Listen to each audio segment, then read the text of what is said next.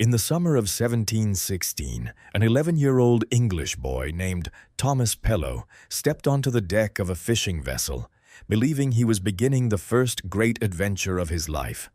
For a child raised near the Atlantic coast, the sea was not only a workplace for adults, it was a world of mystery, danger, and promise. The ropes, the sails, the smell of salt, the creaking timber beneath his feet. Everything felt alive. Thomas ran across the deck, touching the rigging, watching the dark blue water roll beneath the hull, imagining that the voyage would become a story he could one day tell with pride. But that childhood dream ended in a matter of minutes. Out of the open water came fast-moving vessels. Iron hooks flew across the gap and bit into the side of the ship. Armed men climbed aboard. The crew barely had time to understand what was happening before resistance became useless. Some were struck down. Others were forced to surrender. Thomas, too young to fight and too frightened to escape, was seized and thrown into the darkness below deck. From that moment, his life no longer belonged to him. The boy had entered a world that many modern readers barely know existed. A world in which Europeans were captured by North African corsairs, sold in slave markets, forced into labor, held for ransom, and sometimes kept in bondage for decades. For more than 3 centuries, ships and coastal villages across the Mediterranean, and even far beyond it, lived under the shadow of Barbary raids. Thomas was not the first. He would not be the last. But through his story, we can see how a vast system of violence, trade, politics, religion, and profit turned human beings into cargo, and how that system eventually helped reshape the future of naval power. The captured vessel was taken toward the Moroccan coast. After days at sea, the prisoners were dragged out from the hold into the blinding sunlight of North Africa. Hunger, thirst, fear, and exhaustion had already reduced many of them to shadows of themselves. Some did not survive the journey. The survivors were marched toward Rabat and Salé, 2 places closely connected to the corsair world of the Western Mediterranean and the Atlantic. There, Thomas and the others discovered the truth. They had not simply been robbed. They had been taken for sale. At the market, the captives were examined and divided. Age mattered, strength mattered, skill mattered. A sailor who knew ships could be useful. A craftsman could be profitable. A nobleman might bring ransom. A strong man could be sent to brutal labor. A young boy might be trained, converted, and absorbed into the household of the powerful. Thomas, small but alert, attracted attention. He was separated from many of the other prisoners and selected as a valuable offering for the court of Sultan Moulay Ismail, the ruler of Morocco. This was not mercy. It was a different form of ownership. The boy was taken inland to Meknes, the imperial capital that Moulay Ismail was determined to transform into one of the greatest cities in the world. The Sultan dreamed of a palace complex that could rival the grandeur of Versailles, the symbol of King Louis XIV's power in France. But such ambition required labor on a colossal scale. As Thomas entered that world, he saw men working under the heat, watched by guards, driven by fear, and bound to projects that seemed almost endless.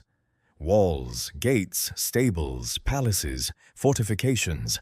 Meknes was being built not only from stone and earth, but from human suffering. For Thomas, the palace was not a place of beauty. It was a machine of authority. Inside this machine, his fate became even more uncertain. Instead of being kept directly under the Sultan's supervision at first, Thomas was placed under the control of one of the royal sons, a man remembered in accounts for his cruelty and instability. To be owned by the palace was dangerous enough. To be owned by a violent prince was worse. The pressure on Thomas was not only physical. His captors wanted obedience of the body, but also submission of identity. He was urged to convert to Islam. At first, the promise was simple. Accept the new faith and life might become easier. Refuse, and life would become unbearable. For an 11-year-old boy, isolated from family, language, country, and every familiar protection, resistance could not last forever. Thomas eventually yielded. The decision kept him alive, but it carried a terrible consequence. When word reached England that he was alive but had converted, his chances of being ransomed collapsed. In the eyes of many back home, he no longer belonged fully to the world he had been taken from. The door to return, already distant, seemed to close almost completely. And yet, as painful as Thomas's experience was, he gradually learned that others suffered in ways even he had not imagined. On visits near the docks, he saw the vessels that made the corsair system possible. From a distance, they could resemble ordinary ships. But closer to the waterline, one could hear the sounds from below. Chains, commands, groans of effort, the rhythm of forced rowing. Beneath the deck, men were fixed in place, their movement controlled, their lives reduced to labor. They ate where they sat. They slept where they worked. They endured the voyage in spaces where air, light, and dignity were scarce. Some had once been sailors, villagers, fishermen, or travelers. Now they were the living engine of a maritime empire built on fear. Thomas understood something that would never leave him. The corsairs did not rule the sea by courage alone, nor by faith, nor by skill. They ruled because thousands of captive bodies were made to power their ships. Over time, Thomas changed. The terrified boy who had first been thrown into captivity began to observe, listen, and adapt. Survival required more than endurance. It required intelligence. He picked up Arabic from guards, servants, soldiers, and officials. He learned palace routines. He studied gestures, ranks, moods, dangers. In a court where one wrong word could destroy a life, silence was sometimes wisdom, and memory could be protection. His quickness did not go unnoticed. Moulay Ismail eventually became aware of the young captive's ability and, according to later accounts, wanted him educated. But the prince who controlled Thomas opposed the idea. To him, teaching a slave was dangerous. Knowledge could make a servant less obedient. Literacy, language, and confidence could become the first steps toward rebellion. The Sultan did not take disobedience lightly. In his world, even those close to power could be crushed by it. Thomas learned a lesson that would shape his years in Morocco. Royal authority was not softened by blood, rank, or loyalty. It demanded obedience from everyone. As the years passed, Thomas's position shifted. At first, he watched younger servants and instructed them in palace behavior. Then, he was trusted with errands, messages, and arrangements. He began to decide which servants went where, who was summoned, who waited, who moved, and who remained unseen. This was not freedom, but it was influence. And in a palace built on hierarchy, influence could mean survival. One night, Thomas was ordered to guard the entrance to the women's quarters. The rule was strict. No one could enter without proper notice. The palace was quiet. Then came a knock. A voice from the other side claimed to be the Sultan himself. For a moment, Thomas stood between terror and duty. If the man outside truly was Moulay Ismail, refusal could cost him dearly. But if Thomas opened the door without permission, he would be guilty of violating one of the most guarded rules in the palace. So he refused. He declared that the Sultan, being the highest guardian of order, would never break his own rule. Therefore, the man at the door must be an impostor. The next morning, Thomas expected punishment. Instead, the Sultan, though angered, recognized the logic of the answer. Thomas had not defied royal authority, he had defended it. From that point on, people looked at him differently. He was no longer merely the frightened foreign boy who had been dragged from the sea. He became someone the Sultan could use, someone who understood rules, language, and loyalty well enough to serve close to power. But the more Thomas rose inside the system, the more he came to understand the system itself. The men who had captured him belonged to a world Europeans called Barbary. The term referred broadly to the North African coast, especially regions inhabited by Berber peoples and later shaped by Arab, Ottoman, Andalusian, and local powers. For centuries, the ports of this region had been tied to trade, war, piracy, and slavery. At first, raiding was limited, but by the late 15th and early 16th centuries, events in Europe transformed the situation. After Christian kingdoms completed the Reconquista in Iberia, large numbers of Muslims and Jews were expelled or forced out of Spain. Many crossed into North Africa, carrying loss, anger, skills, and networks. Some joined maritime raiding communities. In ports such as Salé, Algiers, Tunis, and Tripoli, piracy became more organized, more ambitious, and more deeply connected to politics. For some, it was revenge. For others, it was business. For rulers, it became a tool. The Mediterranean was one of the great commercial arteries of the world. Spices, metals, cloth, grain, oil, wine, timber, and luxury goods moved through its waters. Ships carrying such cargo were obvious targets, but the most profitable cargo was often not the goods in the hold. It was people. Slavery around the Mediterranean was ancient. Greeks, Romans, Byzantines, Arabs, Vikings, Italians, Ottomans, and others had all participated in forms of human bondage across different periods. By Thomas's time, the Barbary corsair system had developed its own logic. Muslim captives could be politically and legally complicated in Islamic societies, so Christian Europeans became common targets. Italians, Spaniards, French, Portuguese, English, Irish, Dutch, and others could be taken from ships or coastal settlements. A poor captive might be sent to labor. A skilled captive might be forced into service. A wealthy captive might be held for ransom. This created a chilling economy in which a person's suffering had a market value. The corsairs were not simply random criminals operating beyond state control. In many cases, they were tied to rulers, governors, investors, shipowners, merchants, and military authorities. The Ottoman Empire, expanding across North Africa in the 16th century, did not eliminate these sea raiders. Instead, it often absorbed or legitimized them. Ports such as Algiers, Tunis, and Tripoli became semi-autonomous centers under Ottoman influence. Corsair captains could receive permission to sail. Their actions could be framed as war, retaliation, or political pressure. Ships could fly recognized flags. Soldiers and administrators helped anchor the system to state power. This mattered greatly. If a European country attacked a Barbary port, it risked more than a campaign against pirates. It could risk confrontation with a larger imperial order. As a result, many European powers chose negotiation, ransom, and tribute. England, France, the Dutch Republic, Spain, and others all struggled with the same problem: how to protect trade without being drawn into costly wars. The answer was often money.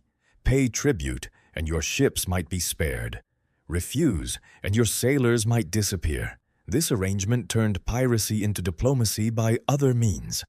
Some countries accepted it because it protected their own trade while leaving rivals exposed. Others paid because they were too busy fighting wars elsewhere. In practice, tribute helped sustain the very system it was meant to contain. Each raid produced profit. Goods were sold. Captives were divided. A share went to authorities. Investors who had funded ships received returns. Captains and crews took portions. Slave merchants handled sales. Ransom brokers negotiated releases. Religious orders collected donations in Europe to redeem captives. Everyone in the chain had an incentive to keep the chain intact. Thomas would eventually become part of that world in a way that reveals one of the most tragic patterns of captivity. A victim can be forced, trained, pressured, and reshaped until he serves the very system that destroyed his childhood. Around 1720, he was assigned to the Sultan's Black Guard, a powerful military force built largely from enslaved Africans taken from regions south of the Sahara. These men were separated from their families, trained in loyalty to the Sultan, and made into a disciplined body of soldiers. Their lives were bound to royal service. Thomas, though foreign and originally Christian, proved capable. His language skills, adaptability, and proximity to power helped him rise.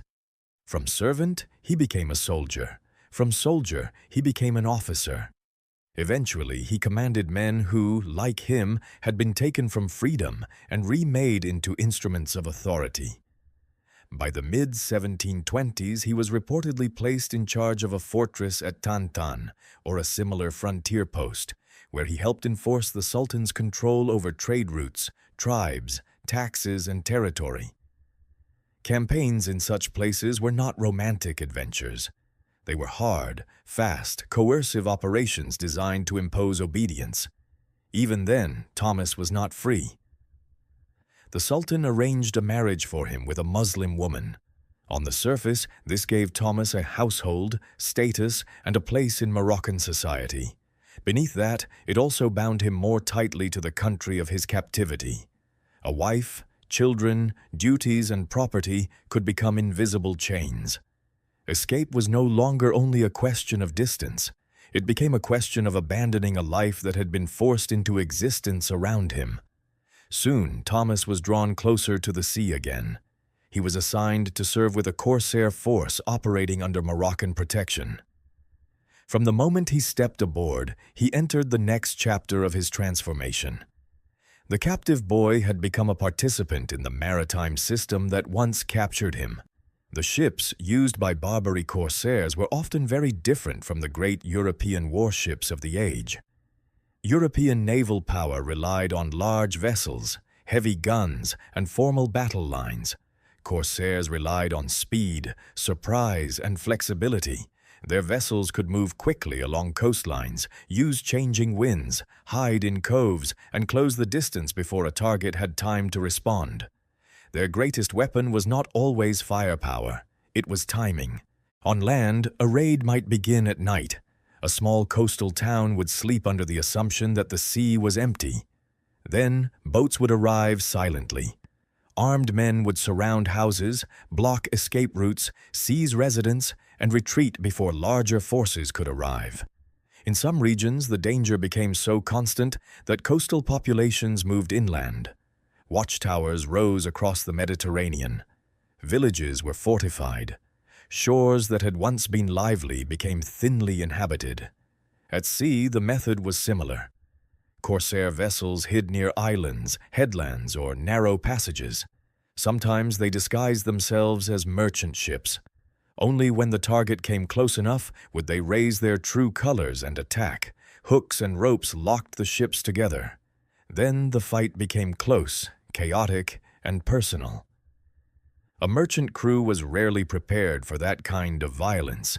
Within minutes, a trading voyage could become a human harvest.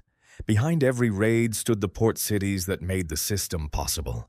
Algiers, Tunis, Tripoli, Salé, and others were not merely hideouts. They were repair yards, markets, arsenals, prisons, negotiation centers, and administrative hubs. A captured ship could be refitted. Its cargo could be sold. Its crew could be priced. Messages could be sent to Europe demanding ransom. Investors could fund the next voyage. The machine was efficient because it was organized, and because it was profitable, it expanded far beyond the familiar waters of the Mediterranean. One of the most shocking examples came from Iceland in 1627. A corsair expedition led by Murad Reis, a Dutch-born renegade who had converted and joined the Barbary world, struck settlements far to the north. The distance alone was astonishing, thousands of kilometers from North Africa. Yet the raid succeeded. Hundreds of Icelanders were taken and transported to slave markets in Algiers. Some were eventually ransomed after years of effort. Many never returned. Ireland suffered as well. In 1631, the village of Baltimore on the Irish coast was attacked at night. More than 100 residents were seized and carried away. The raid became one of the most infamous examples of the Barbary threat reaching into the Atlantic world. For those left behind, the village was never the same. Even England, with its growing maritime power, was vulnerable. In the early 17th century, English shipping suffered heavily. Hundreds of vessels were reportedly taken in only a few years. Sailors knew that capture did not simply mean losing cargo. It could mean vanishing into a prison, a galley, a quarry, a palace, or a ransom market across the sea. The obvious question is, why did Europe not end this system sooner? The answer lies in division, distance, politics, and profit. European powers were rarely united. Spain, France, England, the Dutch Republic, Italian states, and others often saw one another as rivals more than partners. Wars on land consumed money and attention. Naval expeditions against North Africa were expensive, difficult, and not always successful. Bombarding a port might bring temporary punishment, but corsairs could return once the fleet sailed away. The corsairs also knew their waters. They understood winds, currents, shoals, ports, hidden approaches, and seasonal routes. They did not need to defeat a European navy in open battle. They only needed to avoid it long enough to find weaker targets, and tribute created a further problem. If one nation paid for protection, its ships might be spared, while another nation's ships were attacked. This turned the Barbary system into a weapon of commercial competition. A government might condemn piracy in public while quietly tolerating arrangements that harmed its rivals. Thus, the slave raids continued. For captives, hope often depended on ransom. Across Europe, families wrote letters, churches collected donations, and religious orders organized missions to North Africa. Some orders specialized in redeeming captives, negotiating prices, and transporting freed prisoners home. But ransom was not simple charity, it was negotiation. A nobleman could be worth a fortune. A ship captain might have value. A skilled artisan might be priced differently from a common sailor. A poor villager might wait for years because no one could pay enough to free him. Thomas saw how these negotiations worked. A captive would stand as a living asset while brokers argued. The seller demanded a high price. The rescuers offered less. Each side tested the other's limits. Behind the conversation lay a family's desperation, a church's collection box, and a market's cold arithmetic. When an agreement was reached, one person might go home. Many others remained.